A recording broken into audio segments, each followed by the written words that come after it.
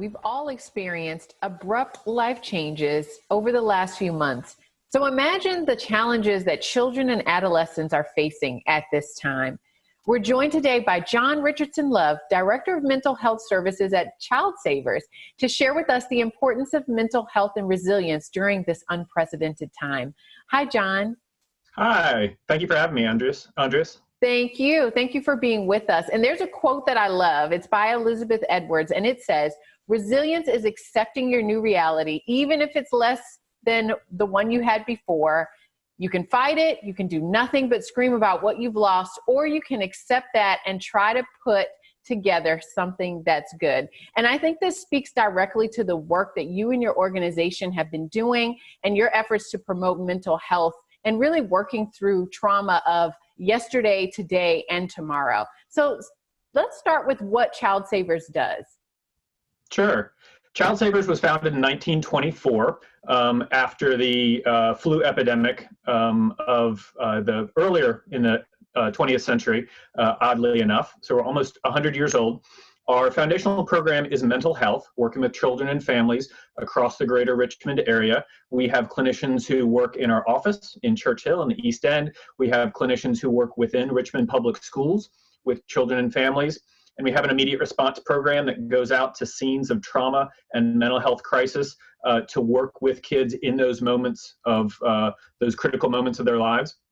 We also have a child development program that we founded many years ago in a response to, in a preventative way, to make sure that kids got good quality care and education in those 0 to 5 years. So we work with child care providers and child care educators across the region and the state to help them have good quality care so that the 4-year-old who's getting good quality care won't be the 8-year-old who needs to come get our services because of school behavioral problems, things like that. That's fantastic and so necessary at these many different stages that, of course, children go through over the course of their childhood. So then we've got to kind of factor in the pandemic and the social unrest and the many different things that have affected us and what that means for resilience. So you have 5 pillars that are just brilliantly expressed. And I think it's important that we kind of jump into all of those pretty quickly. So tell us what those are and what they mean. Yeah, definitely. Thank you. Yes, training in trauma-informed care and resilience is another thing that we do across the state and the nation. Our model for resilience starts with attachment. We are human beings. We are built for attachments and connections in our lives. Whether you consider yourself an introvert or an extrovert, we still all need those attachments and connections in very critical ways.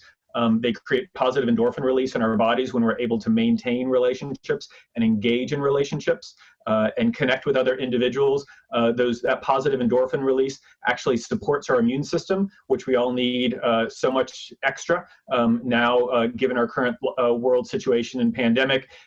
So we have to find ways these days to activate those relationships and capitalize on what we say oftentimes, capitalize on what's strong, not what's wrong. So finding ways to lean into relationships and connections. So that's number 1. Interesting. And yeah, I mean, of course, we're all feeling that and not being around the people that you're used to being with and, you know, being separated, trying to understand this can be really challenging for a child, I would imagine. But that second one is regulation. So tell us about that. Yeah. So regulation is about being able to regulate my mind and my emotions, as well as being able to regulate my body. My mind and emotions, I need to be able to be at peace. So that goes into practices like mindfulness and meditation, yoga, things like that really help reset those rhythms within my mind and emotions. And then also I need to be able to reset the rhythms within my body. Oftentimes, these days, the simple way of looking at my body's regulation is how am I eating, how am I sleeping, and how am I exercising? What am I doing to reset those rhythms in meaningful ways so that I can take care of myself? And that's how we regulate our bodies and regulate our minds. And I'd say this really feeds into the next pillar, which is self-esteem and how you feel about yourself. Right. Self-esteem, competence. I need to be able to do things well. I need to be able to be recognized by people around me and by myself as doing those things well, and then honoring and celebrating those things that I'm able to do well. And that really builds our self-esteem. It builds our sense of competence and confidence. And whether that is having contribution in the world with other people, or whether that's something simple like making myself a good meal or planting seeds in my garden, that helps me have a sense of contribution, a sense of impact. And these days, as we're having to social distance and isolate ourselves in many ways, we're not able to have those same layers of impact in the world and in the community around us. So it's so much more important these days to really find ways to effectively do that and operationalize that. And it sounds like the lens that we look through and the way that we see what's happening to us and what our lives are like right now is really important. So these last two are gratitude and hope. And I'm so interested to hear what you have to say about those. Gratitude is about being thankful for what I have today. And it's more than a glass half full versus half empty kind of perspective.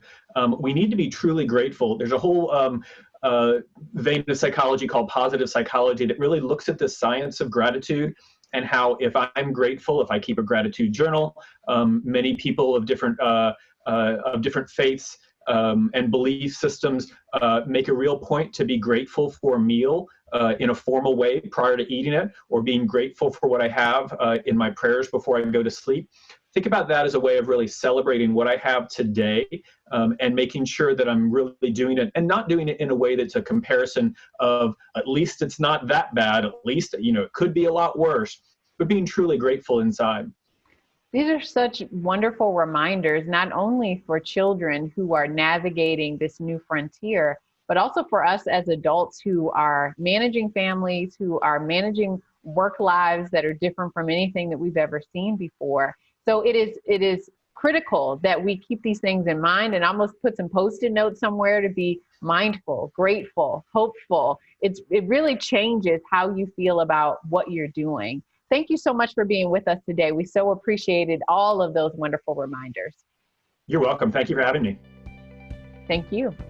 For those wanting to learn more about the services that Child Savers has to offer, please visit our website at wtbr.com/BTM.